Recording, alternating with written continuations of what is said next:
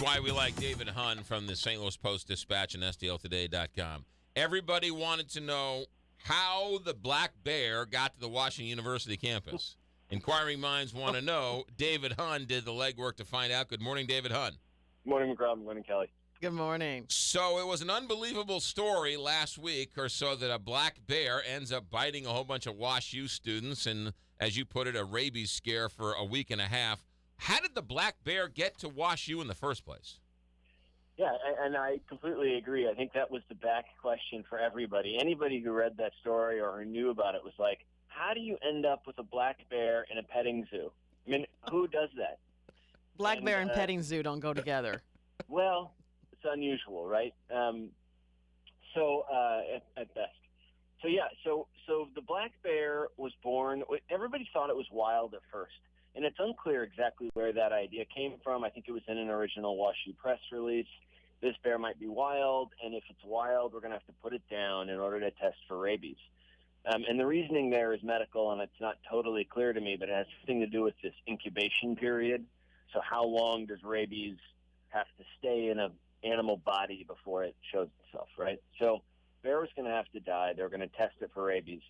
Well, so as this kind of progressed, the state, the feds, the county, everybody started looking into where this bear came from. And what they found was that it wasn't wild at all. It was born to Victor and Victoria black bear at a wild animal safari in Stratford, Missouri. It's a kind of one of these drive-through zoos where you can, you've seen it in you get in your car and you kind of pull off and wind your way through and then find the zoo, and then you drive through and there's like giraffes, running next to you and as you drive, that kind of thing. Right. Mm-hmm.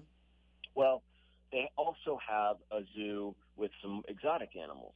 And so it's mostly hoof stock. It's mostly deer and buffalo and giraffes and that kind of thing. But they also have a zoo that you walk through. And that part has big cats and bears and stuff like that. And every year, this bear mother, Victoria, has cubs. And she had a litter of 3 little baby male black bears in January. And the lady, Deborah Morgan, who runs the place, seems like an absolute animal lover. She wanted to keep these bears. I mean, she nursed. So this is interesting. Rudy wasn't doing so well. Hold on a second. Back up a second. Yeah. So I've heard of these zoos. I thought they were in Africa. I didn't know they were in Missouri. So there's a few of these across the country. They're not normal, but they're not totally unusual. There's another one in Georgia, actually run by the same company. There's one in San Diego, Wild Animal Park, something like that. But you get in your car and you drive through, and it's all fenced off. But then all around you are these ranging animals. They just kind of run as you drive. Has Matt Damon bought any of these zoos here in Missouri? This story completely reminded me of that movie. We bought a zoo. The first thing I thought was it's just crazy because it does have that feel to it. And moreover, this Stafford Zoo, it is so it's like 10 people, 13 people run it. People who clearly really care about animals. They're not. It's not like the St. Louis Zoo where everybody has a doctorate in zoology, giraffes or whatever. Right. Because you were about to say that this lady, Sandra Morgan, took Boo Boo, or Rudy at the time, home and nursed him to health. Yeah. So the bears. And this is what I do love this moment in this whole story where we learn that this bear that bit all these WashU kids actually kind of barely made it. It was the runt of the litter. So much so that when Sandra Morgan took Rudy home, he fit in a one of those fuzzy moccasin slippers. That's where Rudy slept, in a little moccasin slipper, and his entire body fit inside the slipper. And Sandra Morgan's daughter, Eloise, named him Rudy. She was her brothers loved football movies. She knew the movie, and she said, "This is the little fighter," and so she named him Rudy. And he lived. Sandra Morgan woke every 2 hours to nurse Rudy back to health. when he crashed, she put him up. She hooked him up to an IV, and over the course of 72 hours, pushed consistently antibiotics and fluids through him, and then she turned around and sold him. Yeah. But it wasn't her decision, though, right? Because she right. wanted to keep him at this place. Yeah, and that's a weird moment too. So, like, whoever think? I mean, there is an auction house in Missouri, and this is rare. There aren't very many of these in the country.